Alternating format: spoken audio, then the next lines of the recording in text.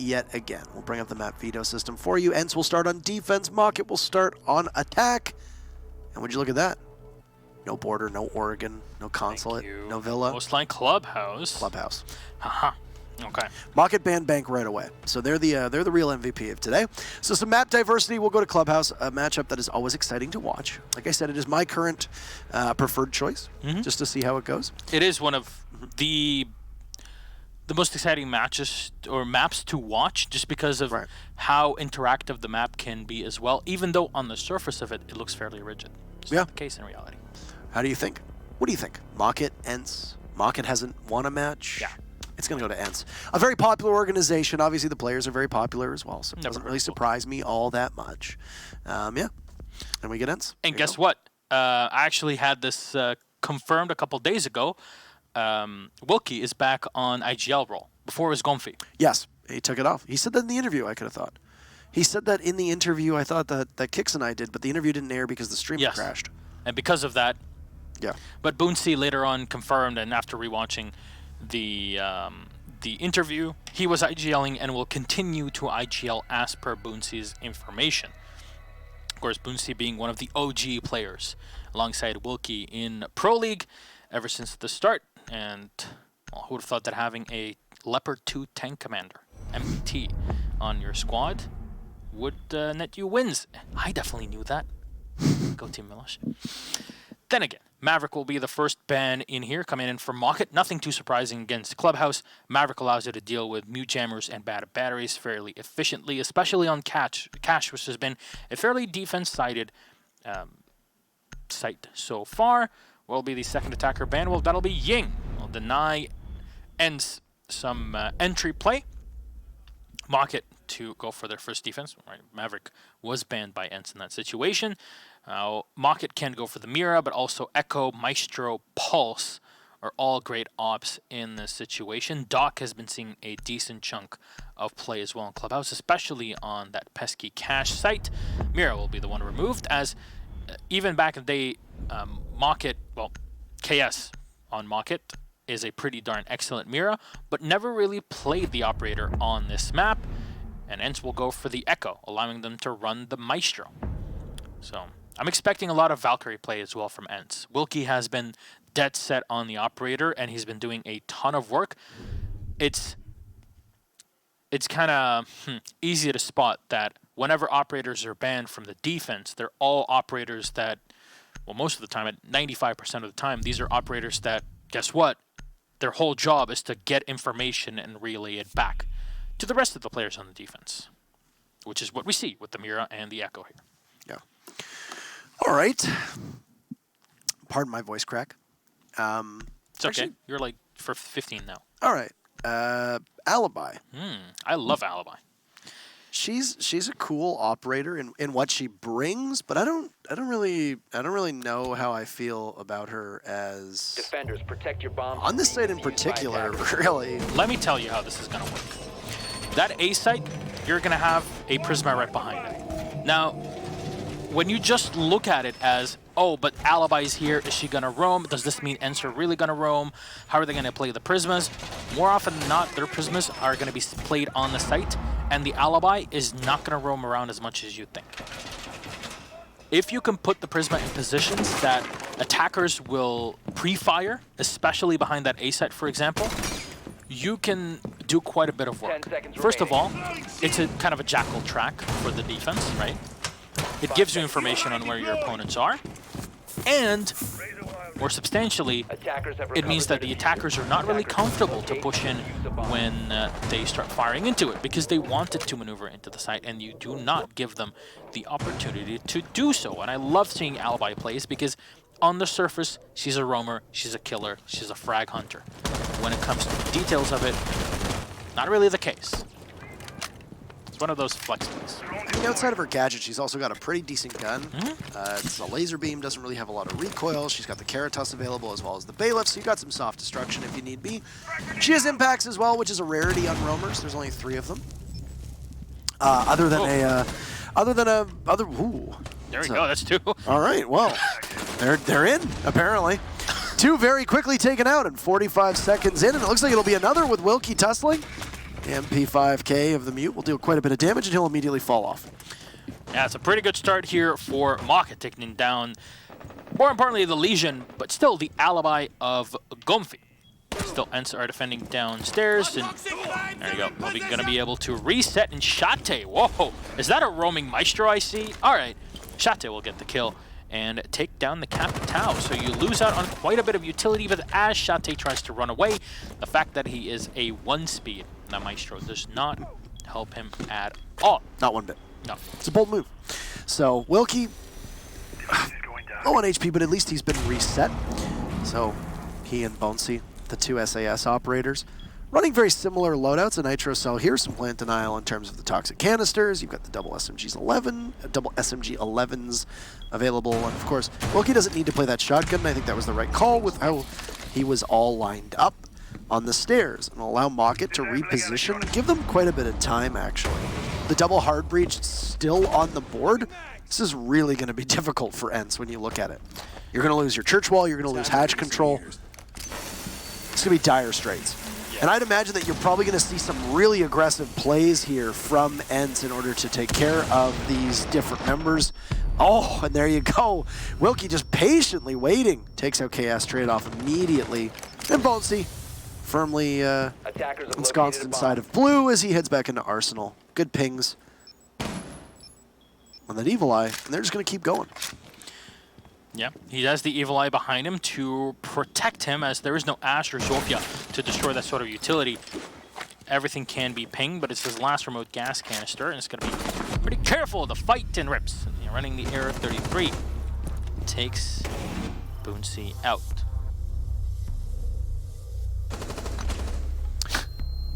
Pretty standard there. A failure to detonate happens from time to time. Smile. We got any smilers here? Chat? We got any smilers here? Could we get an Intero slice? No, we can't say that in chat. We can't say smile. that. Can't say that. No, I would never say that. Thank you for plugging me, though. I really appreciate that. That's very nice of you. All right, so that round, I mean, very difficult for Wilkie to be able to push out if the wall didn't blow up. I think he played it correctly, taking out the thermite, but there were two bodies at the bottom of main stairs. Even if that wall hadn't been intact and he threw the C4 out, he probably could have actually picked up a double kill on the bottom of the stairs. But that's a game of hypotheticals that is always difficult to go back and play because you never really know exactly what would have happened because the parameters will always change. So. Well, you know what they say, the more things change, the more they stay the same. That's correct. Well, that does not apply in this situation, unfortunately, for as many of those things kind of end up falling on deaf ears, I guess. Yeah. Shate playing the Maestro in this position as well, will reinforce the garage entry. I assume that there will be a second Evil Eye that is set up here in the garage, possibly as he goes all the way up. No? Okay. He'll just cut off so that they can play on red. So basically this is just him trying to make sure that if somebody's going to push red, he's going to know well in advance. All he's going to have to care about is possibly lounge, and that'll be it.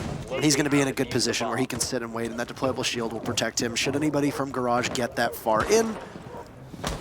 So I'd imagine that you're probably going to see him play quite actively, like I said, on red and on those stairs, and expect somebody to push in all the way from lounge side.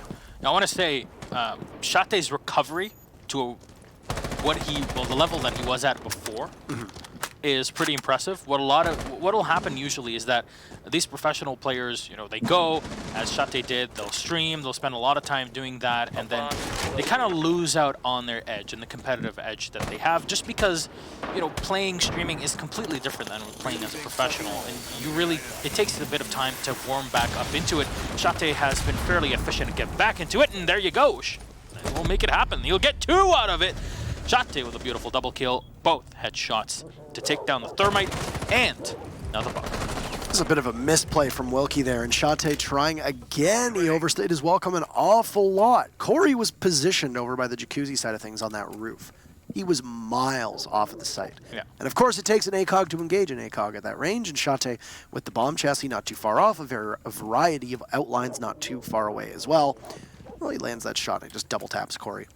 Good pivot there from Mockit, though, to be able to take 2, but that also comes down to Wilkie's misplay and then Shate peeking unnecessarily. 2 kills that could have been completely avoided had ENCE just been a little bit more patient.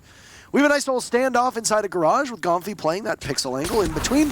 He's going to eat an asphyxiating bolt and walk away with a kill on Nevail.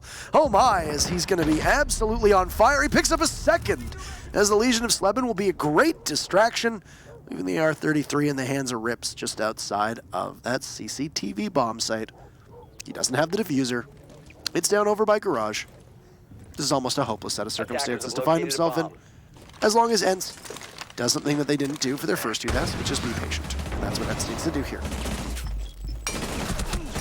Yeah, we'll push in. There's not much that he can do. It's just an easy round for Gomfi. There's not much to say in that one.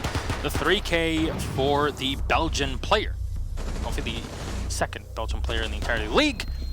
All he needed was that extra bit of information and then dove directly by the window. I have to say, the addition of the window in that position has been an excellent one indeed. And it's definitely changed the way that you play around the server and up top in the catwalk.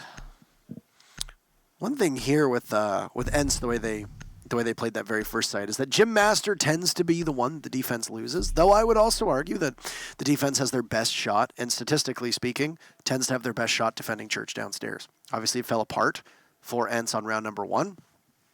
They got a golden opportunity to make it happen this time around. I'm glad that they're picking off the Alibi, though. I know that your affinity for Alibi is obviously quite strong, but I still think it's a bit of a mistake, and I think there could be more utility that would be applied Oh yeah, on behalf of ENCE's team. And I think a Jaeger is a pretty good idea, even though the only downside to Jaeger is that Mockit is going to be running a Capitao almost every time. Need I remind people that Capitao's 2 bolts, both the smoke and the fire bolts, they don't get caught by ADSs. So it's a pretty good counter to Jaeger, all things considered. Really, all you're going to have to worry about for Jaeger is stopping those 2 grenades from Buck. That's it.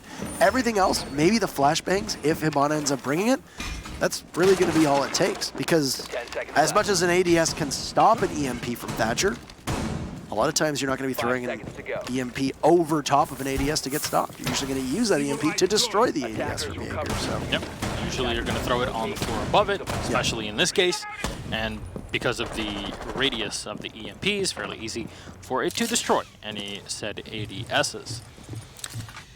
In this round, though, Mockit starting things off really slow. There's nothing from ENCE that we saw from them from the very first round, where they kind of get a bit aggressive, try to play the Alibi in roam. And you know, I mentioned before how Alibi is a nice pick to have, but if you're going to play her solo on the roam and that's pretty much it, not really even utilize her equipment, that's where you make that pick a lot less effective in Cryon. The first one is shut down Sleben, the best players so far that we've seen from Finland in this season. Really a high candidate for Rookie of the Year so far. Yeah, ENCE has this uncanny ability to just pluck superstars out of nowhere. First Kanto, well, before that Jonas, really, then Kanto, then Uno, and now Sleben. And that's unfortunate for the roster that a lot of them end up leaving, and that's what they all end up having in common, is that 3 of those players no longer play for ENCE. So they're going to see if they can grab another with Sleben, and hopefully he sticks around a little bit longer. Let's look at map control from Mockit's side of things. Half the team, I feel like, hasn't even entered the building successfully, and are still trying to pin down where ENCE is. ENCE is engaged in this really hyper-aggressive roam. It does look like they're going to at least get a ping on where Gomfi is, but he's supported so well from Wilkie right now on the main stairs. And I think that is really important because, well, if one of them goes down, there's the other one there to fight off for a trade. The pair is going to light up Gomfi, and there's no mute at all, so this will be an easy finish up. And I don't know where Wilkie's fallen off to, but he's nowhere to be found in order to help the rest of his team. In fact, he's fallen all the way down to the bottom of the main stairs. Yeah, so the advantage that you were just talking about kind of just falls by the wayside. Lose 2 players, similarly to what had happened a couple of rounds ago. Bit of damage done here to the Buck, but not really enough to finish him off. I wonder how much of that was just simply time management. You realize when you look at Wilkie, okay, there's a minute left, get back down to site and try to help, because if we're going to lose Gomfi, at least we'll keep you around. That could have possibly been their thought process behind it. Oh no, I don't know if Vale actually got enough on to get the hatch. With the X-Kairos, it looks like he missed. Some Jammer right below, which is... And an impact grenade just stopped it as well. So, kitchen hatch, you don't need to worry. I'm not sure if the entirety of the X-Kairos got taken down by the... by the impact, because he shot the Excaros in a certain way where impacting it usually impact on the white thing next to it, and that splash damage spreads around and destroys the Excaros. That wasn't the case there, as at least that's how the way I saw it. Oh, long shot there from Boonsey, nicely done. He'll find 2 as well before he gets dropped. 2 kills going the way of Cryan and Corey, all up to Wilkie as he plays the long game. Player watching him all the way in the back. He gets tagged from both angles, shotgun now in hand, but not enough. As playing so far away, he gets tagged quite a bit by Corey and then finished off. See, just turning around, knowing the exact angle where the mute will be coming from. And ENCE, yet again, losing that defense in Church pretty much the same way. You lost 2 players early on. Gomfi could not retreat out of the bar, and that was basically it at that point. Yeah, Sleben and Gomfi were almost non-factors. Gomfi was more of a factor than Sleben. Sleben was an early and easy free kill, right? You took him out. You didn't need to waste too many resources. Yeah, you didn't. Sleben was gone, and of course the goo mines were not available for the rest of the team. You lose the fragging potential. You lose map control early on, and then you've got Gomfi left playing downstairs. And Gomfi did his job, and he did his part well. He was able to burn a lot of time. He kept Mockit at bay. He kept everybody from ENCE in as good of a spot as he could. And then, unfortunately, there was no trade-off. And I think the call to get Wilkie back to site was the right one. It was timed well enough to make sure that there were supporting members of ENCE playing close to the site. Inevitably, when that push went off. But it just ended up not being quite enough. And Mockit's transition towards the execute has been mighty fine so far, all things considered. You know, as long as they're not losing bodies early. And this site doesn't really lend itself to the same aggressiveness that CCTV or the Gym Master site does. It could be why it's proving to be a bit of an obstacle for ENCE to work around. Despite the fact that there have been 2 lackluster rounds, ENCE is going to go back down here, though. So there's obviously a thought process behind it, and no matter what happens in this round, well, CCTV is going to open up yet again. So another chance for ENCE to possibly put a defensive win on the board, but they're going to have to get through this first. For Mockit, it's going to be the exact same lineup they ran last time. This is going to be a staple for Mockit, I'd imagine, for every single round of the attack. Not a ton of utility, some soft destruction, some device clearing, and then hard breach. That's really all you need. And then Cryan was the asphyxiating bolts, trying to maybe flush somebody out of garage, which can prove to be a pretty daunting prospect, you know, for players to be able to try and pinch somebody that's playing up on that catwalk.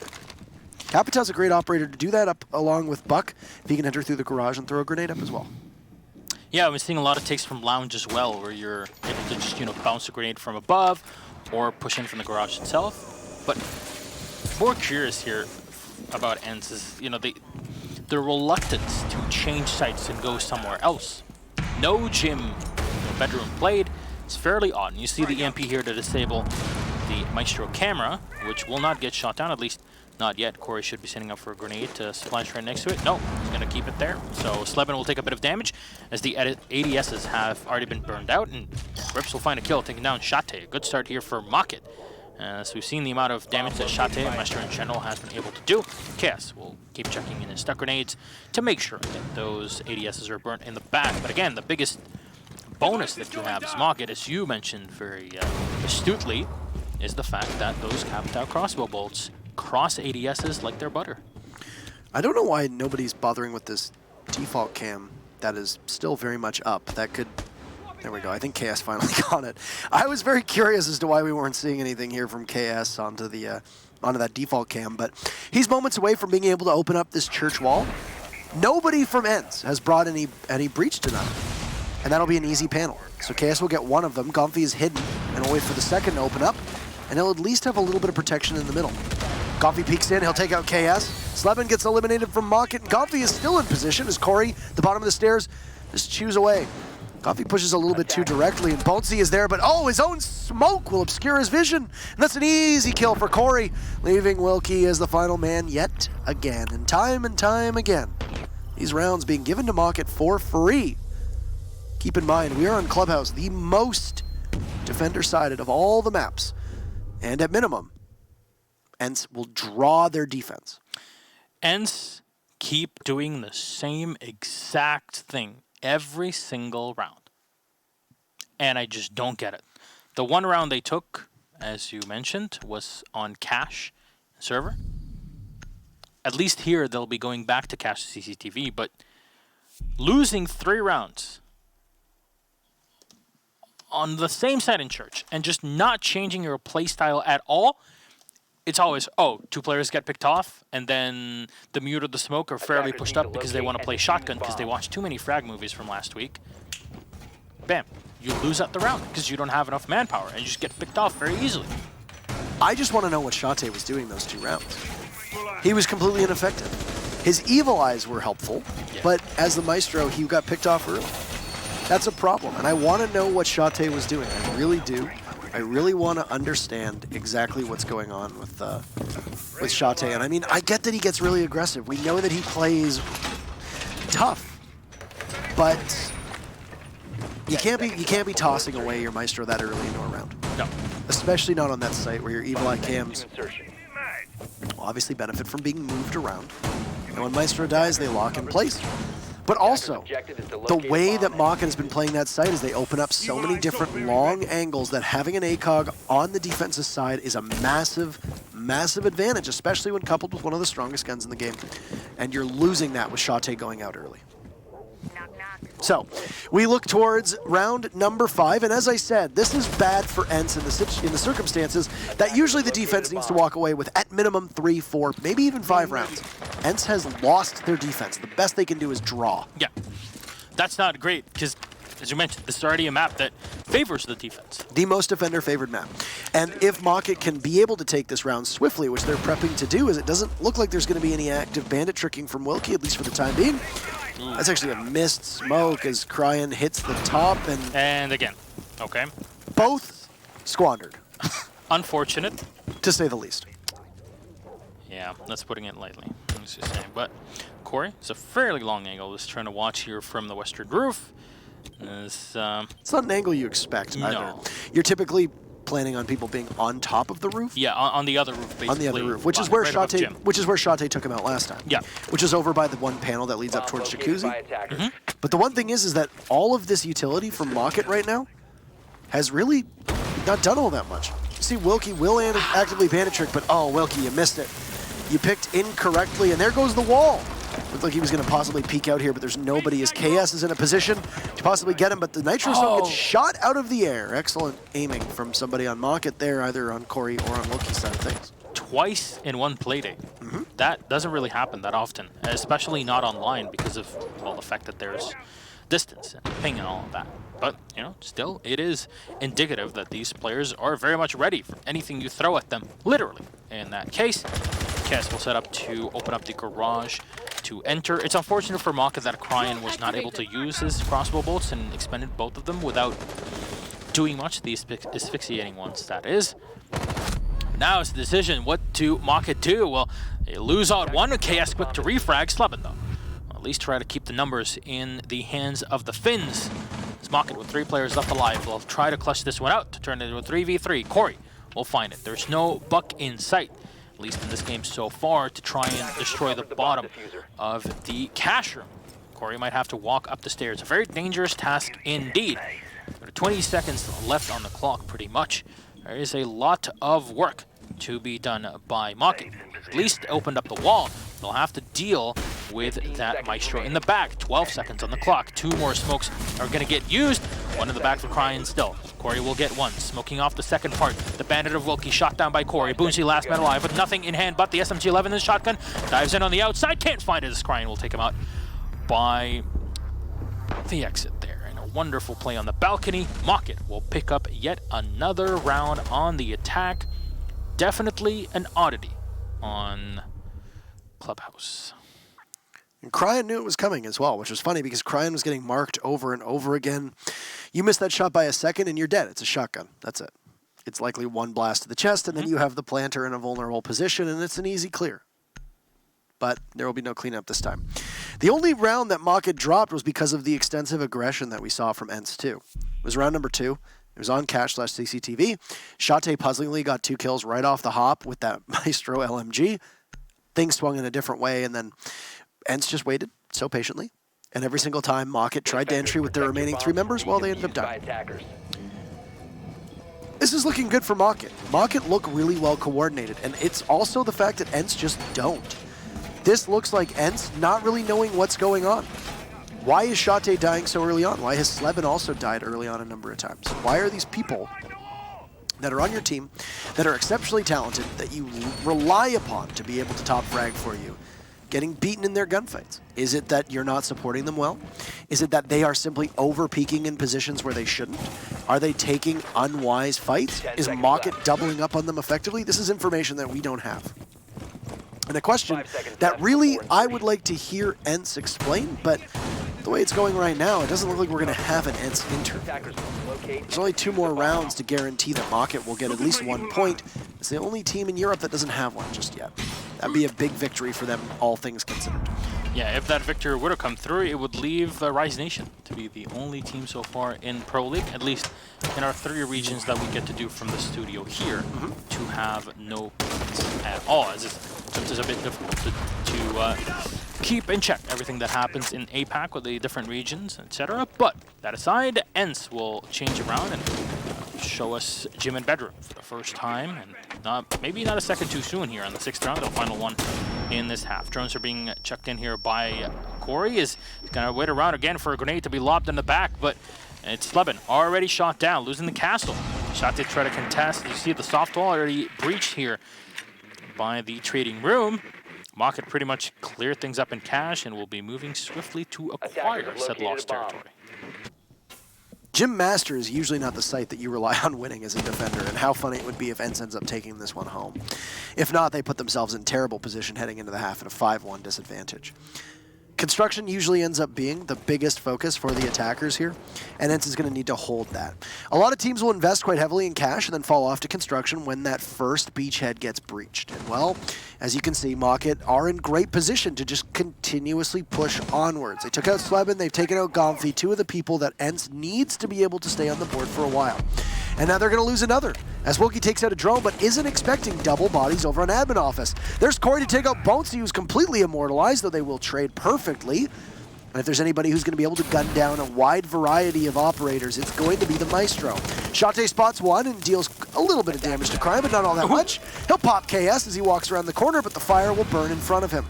And to take care of him is the EMP, and he misses his shots on Vale. That is unfortunate for ENCE in that particular round as Shate did everything in his power to try and keep it together.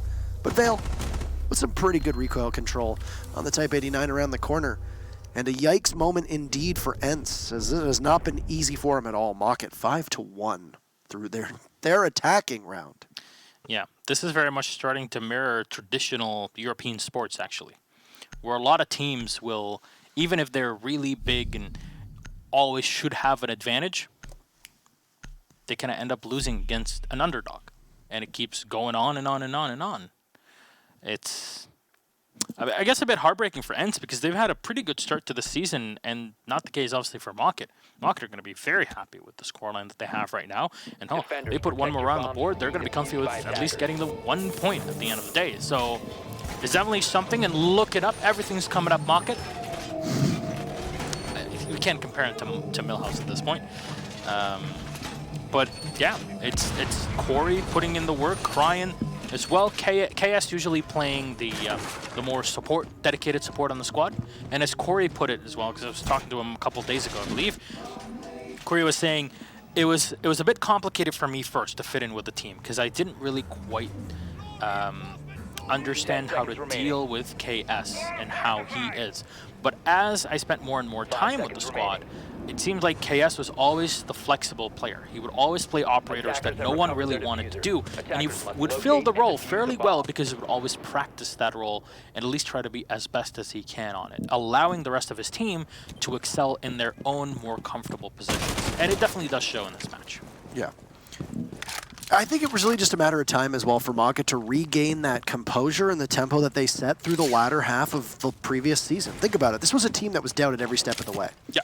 They were not doing the best in EU. I don't think a lot of people expected them to represent their region in Rio. I think a lot of people were looking at Millennium or possibly Secret at the time. And they're thinking, okay, well, Mockit were in a position for actually quite a while holding that spot.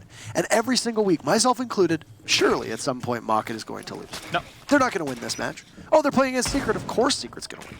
Oh, they're playing against Millennium. Of course Millennium's going to win. Oh, they're playing against G2. Of course G2's going to win. Exactly. And instead, It ends up being a draw. And Mockit have proven a lot of people wrong. They have the potential there. They gave quite a fight to FaZe in Rio as well, but they just needed to find their groove. Obviously, losing Baka Brian was a detrimental blow. It's taken a while for Cryan to be able to get in here. But overall, Mockit have been getting better. They took the fight to Empire quite well last playday, and now they're making easy work of ENCE so far. They do have the benefit of being on defense, and they're going to go downstairs to Church, which tends to be the one site that you want to win the first things first, or first things first. And Mockit just need one more round to secure themselves a point, which will be, as you pointed out, leaving just Rise Nation among the 3 regions that we cover. Yeah. Pointless. I want to say that it doubles the amount of rounds that you get, but 2 times 0 is 0. Still 0. All right. Corey still playing inside Church himself. Chaos pushed up quite close. Why? Because he's got impact grenades. We can use them very efficiently here to destroy. The charge being set down, and no, unfortunately, it gets used on the opposite end, not by the white board next to it. And Chaos will get shot down. A bit of damage done to Wilkie through the guise of that impact, but that's about it. Good start for ENCE. Where have you positioned your Legion that you're using the smoke with impacts to do that? That's the real question. That's a soft wall into Armory. Oh, we'll take a look. That Gonfi already opened it. Yes. Oh no. Ay Dios mío, not again. So that's a spot that is typically referred to as pulse spot because that's where your pulse will usually play. And a match that should be trending defensive, well, it's looking good for the attackers right now. There's Shate able to pick up one, Slebin takes out another. You see the telltale smoke of the glass, but Corey is here on a great rotate. He doesn't know there's somebody to his left. It's actually going to be quite exposed and literally walk right into Wilkie, and I love that was that final kill. We'll actually get to see it firsthand as Corey just backs right up. Beep, beep. Goodbye. Keep going. Keep it coming, keep it going, keep it going, keep it going. Proving that people don't actually have eyes in the back of their head, or else you would have seen that one. So I can confirm that as an optometrist myself. There are no eyes. I don't think you need to be an optometrist to know that people don't have the eyes in the back of their head. Just in case. All right. So you don't get sued and like, well, who is he to say that? Professional opinion aside. I'm not medical, professional here, but still. My professional opinion was that Mockit did not play that round very well, and ENCE capitalized on every opportunity. The misfire onto the actual hatch, looking above, the misfire onto the plays of reinforcing walls, especially that what we saw from the Ash being able to open things up, the multiple points of pressure that came out from ENCE on the variety of different hatches, and then on the main stairs too. It just looked like Mockit had all their wires crossed in the wrong way. Yeah. Keep in mind, we're going to sit, and they're going to sit very, very close to match point. They're still in a very good spot. Yeah, they're in great spot. And they're going to go over to Cash and CCTV as long as they don't have to go to Gym Master, which they wouldn't, because if they win Cash CCTV, they go back to Church downstairs. And then if they win that, there's no Gym Master for them on the docket, unless they want to roll the die on that. But that's never a 10 seconds to go. Never a wise idea for teams that are looking to try to close it out. It's at least 3 times today. 5 seconds left. Church has been played, well, 4 times played, 4 times lost. Attackers Curious. Well, I mean, the defense have just not been winning rounds at all on Clubhouse, which is strange. Yeah. Like I said, Clubhouse had the highest win rate for defenders for around 57%. Oh, it peaked at 62% actually, really? if I remember correctly, heading into I believe it was U.S. Nationals after Rio. Yeah, it was sitting at like 62%. Kind of went down a bit after it at that point. I think it stabilized around the 58 to 60% mark, but which is very high. Still, that's very, very high. Yeah. We're used to 48 52s, 47 53s. 51s is like where the map is pretty much an exact balance, but it's 1 or 2% here and there. Not so much. And please tell me you didn't miss that. Okay, thank you. So let's transition in towards round number 8. Corey losing a chunk of HP is really going to be the only action there is, but for some reason, ENCE just don't know that there's presence in the garage from Mockit, and that'll be KS taking out the Jackal and the second set of smokes for ENCE. They still have one in the glass, and Slevin, a great read on the Cryan, all the way up top onto that metal catwalk.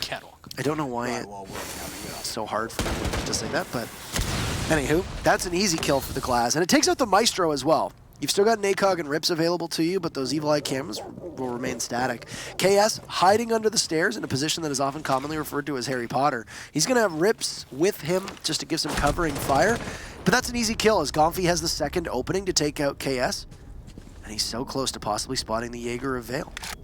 He doesn't see him. Unfortunate there for Gomfi, but Veil at least putting himself in a position where ENCE think that that part of the map is clear because they were in it just a bit ago. Here, Gomfi just going to destroy all the utility that had been preset. Curiously enough, both the walls here are soft from the garage into the server, so keep that in mind for any potential plays later on. So the Ashe is going to watch. It still has a breaching round in hand, so might just divert her attention to the Maestro Evil Eye. Veil's inside a lounge and is looking for a flank here, but because ENCE has a numbers advantage, they can just stick somebody on that flank watch. This is a troubling prospect. Oh, Corey takes out Bonesy and also downs the glass. So Veil will need to work on in. It'll be Corey picking up another kill onto Sleben. So you got Gomfi and Wilkie, but a great flank from Veil comes on in. Rips is credited, but there it is, Veil. And you can't flank watch when you don't have enough bodies to do it. That's going to be the first point for Mockit. They will leave Rise Nation as the only team that is pointless, and they'll move to match point as well. Pointless as in has no points on the board, by the way, for anybody looking for trouble out there. Match point, 6-2. It's complicated for ENCE. I have to say, their defense was sorely disappointing. It very much left a lot to be desired. That was a rough round because ENCE actually did appear to be in the driver's seat. You keep Gomfi in a position to watch your flank. Sleben finds a great shot there. And Sleben just failed to connect onto the bandit, and that bandit took out one and then also dropped the other. And that was really when things unraveled, because at that point you have to take the Ashe off flank watch. You go from a 4v3 to a 2v3. You got Wilkie and you've got Gomfi left. Gomfi needs to try to get in alongside Wilkie, and as Mockit read it correctly, you push back. You've managed to take out two pretty crucial parts of ENCE's strategy, and what do? Then you just immediately storm into them and you run right after them. Mockit did what they needed to do and left ENCE in a really precarious position. And then you can't flank watch, and then that was when Veil came up at the perfect time through lounge.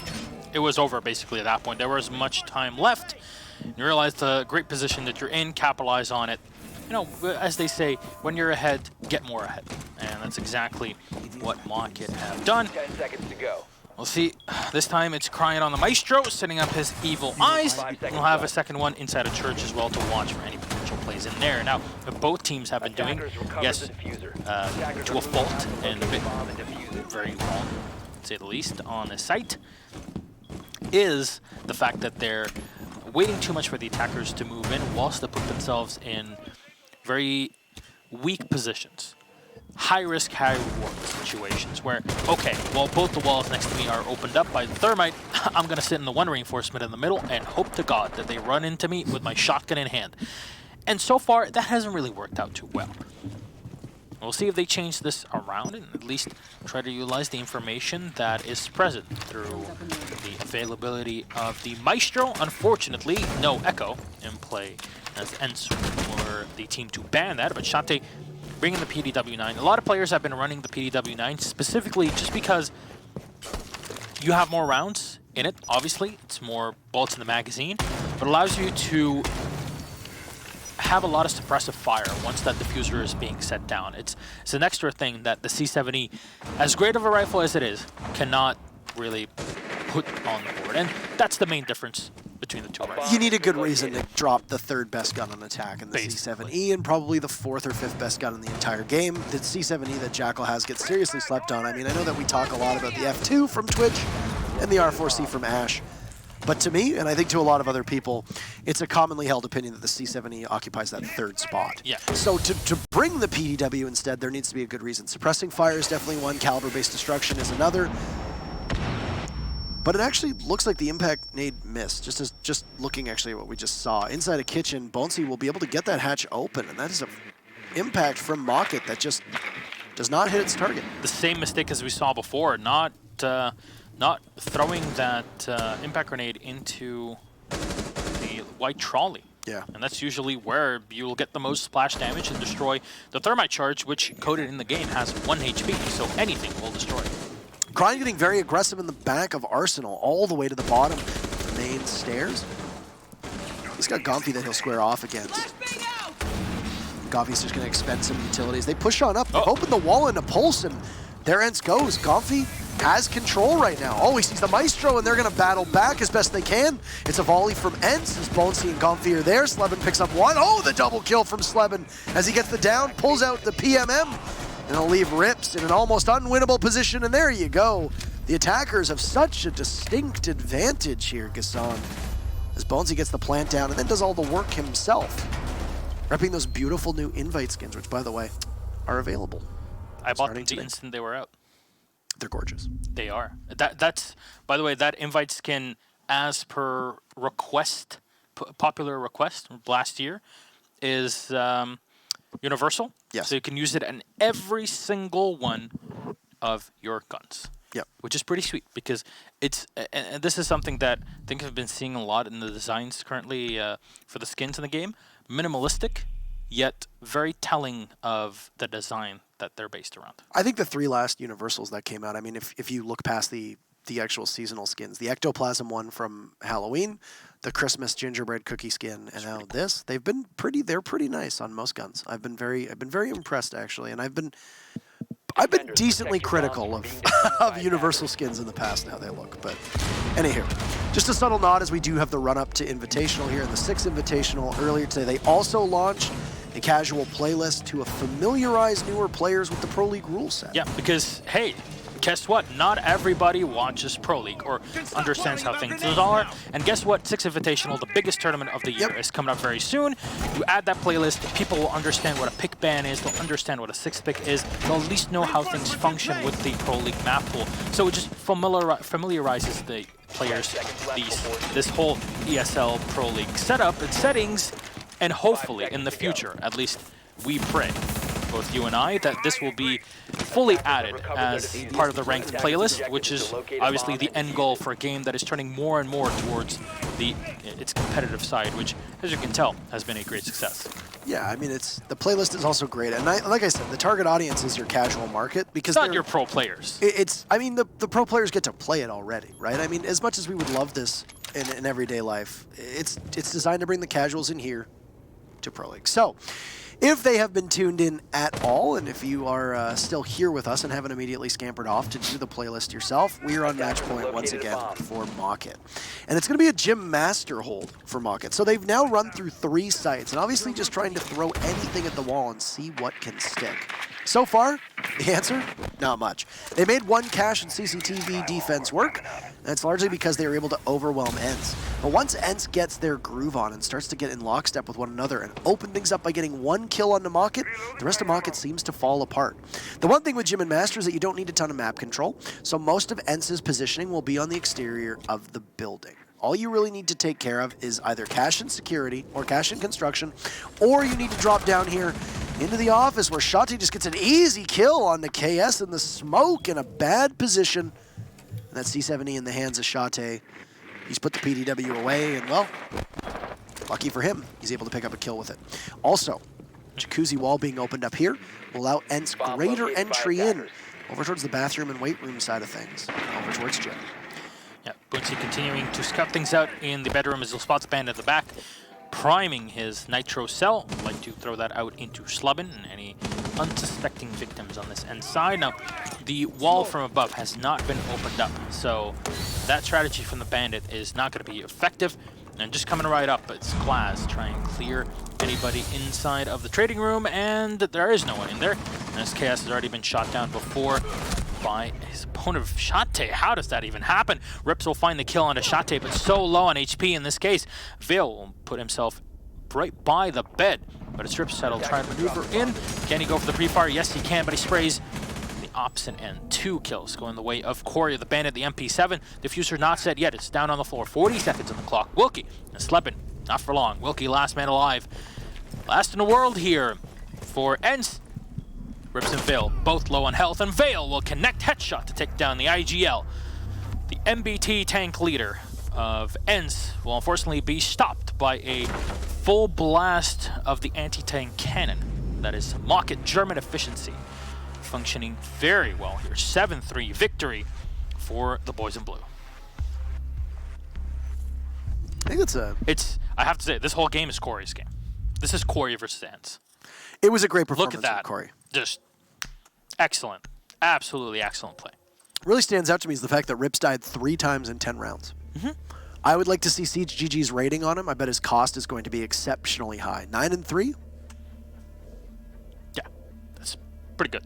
Not only Corey was able to get those kills, he got high impact kills, and on top of that was still able to do his duties as the bandit in terms of, you know, bandit tricking, holding angles where they're supposed to, close up. All the work done very well. Corey has been very much a big linchpin on Mockit's squad for the past few months, ever since he really joined the team. Yeah. After the by the Paris Major. So right now, I'm just expecting them to try to keep this up. As you know, ENCE losing, this gives Mockit their first 3 points. As you said, they tie Team Secret in points. However, both teams have not played yet. They will play tomorrow, so that will decide who gets the spot, or will they tie? Who knows? Secret versus Mockit tomorrow is going to be very interesting. Oh, yes. That's going to be a major revenge match for Secret after they've had a pretty rough start here, but Mockit obviously will be looking at it not as a revenge match, but they're just going to simply be eyeing it up as, hey, let's try to get some more points and let's capitalize off of what might be some tension or some discontent boiling under the surface for Secret. But it'll be pretty interesting, all things considered. All right, we got our interview ready, so let's greet our good friend KS for the first time. It's Mockit on the interview board. Guten Abend, Niklas. How are you? Hi. I'm doing good. I'm doing good. After these bad performance myself, but I'm doing good. Thanks. Yeah, it's been a while since we've seen you here, Niklas, to say the least. Finally, you guys are able to get a couple points. We'll make that 3 points on the board. But this was a completely different game, a shift in quality from what we've seen. I want to highlight one specific thing, is that Church was played 5 times. 3 times by ENCE, twice by you, and every single time lost. Now, I want to pick your brains as to why you think that was the case, because we had our own interpretations, me and Antero. I want to see how things were on your end, actively playing the match. What they did, for example, was it was really good. They smoked themselves in with glass, and they punished me in back B, so I couldn't deny anything. I couldn't deny the hatch. I couldn't deny anything. I had to go there. And that was the key point, that they got control over, like, kitchen, opened the hatch, got control over armory, like the back armory, and then they just smoked in, dropped down, and we couldn't do anything against it. And why they did lose this is most likely they roamed, and they lost the most players in roaming, in my opinion. And they couldn't do anything because they had no bandit to deny the breach in Church. We had mute being played, but obviously you can't mute trick to say, and Wilkie got fairly close up trying to nab kills at the end there, but it wasn't enough. Just high-risk positions. I saw that you were missing quite a few of your impact tricks as well on the kitchen hatch. Just kind of put in a different angle where you usually do that. But then again, that aside, you're able to play cache CCTV, though, and you completely locked it down. It seems like the round will go ENCE's way, as we saw a first kill come out, and then Sleben able to find your player on the catwalk on his glass, and yet even with that loss, you were taken out below as well. It all came down to Corey. We saw how much work he did with just the scoreboard, with those 15 kills. How was the team reacting to feed him information to be able to pull off the wins that he did? I actually don't know, man. We had good cameras, of course, and we could have we got so much information from the Maestro cams, which they couldn't destroy. I don't know why they haven't destroyed them. They used all their ash charges, for example, to destroy the bandit charge, like the bandit trick there. And I think that Corey did great there because of the information he got from us. They tried to push the side, but they got denied by the cam and the information from us. Yeah, and then you guys went on to Gym and Bedroom, which is not a site that a lot of teams will go for, at least not what we've seen between you two here. Didn't work at all for ENCE. In your way, you had the bandit, Corey in this case as well, playing in the bathroom, but at least from what we saw on our spectator side, is that the top of the wall was not opened up for him, primed to chuck nitrocell over the wall, which is a bit odd to see. But you lost your gunfight to Shate. Were you not expecting anyone to peek you from that hatch? Or what happened there? I expected someone to pick that hatch, but it was, I don't know. I don't want to say something bad about this, but I couldn't hit his head. It was like his feet in front of it, so I couldn't do a lot of damage with the SMG-11. So you have to get the first couple bullets into his head, otherwise you lose the gunfight because the recoil is way too big, and that's why I lost the gunfight there, obviously. And you were able, though, however, to corner and corral all of ENCE into one singular position, and with that, the entire round just came to a close, 3v1. Even Wilkie himself was not able to save the day in that situation. But again, congratulations on the victory against ENCE. It puts you back on the board, to say the least. We saw the Mockit come back in the previous season. Maybe this will be a second time. Who knows? But anything you'd like to say to your fans for the first time so far in the season? Nothing special, just thanks for the support, even for the people which were still behind us after all these losses. Let's hope that we are back again in the scene with the German team. All right. Well, thank you very much, Mr. Ronald, a.k.a. Nicholas. We'll see you later. Good night.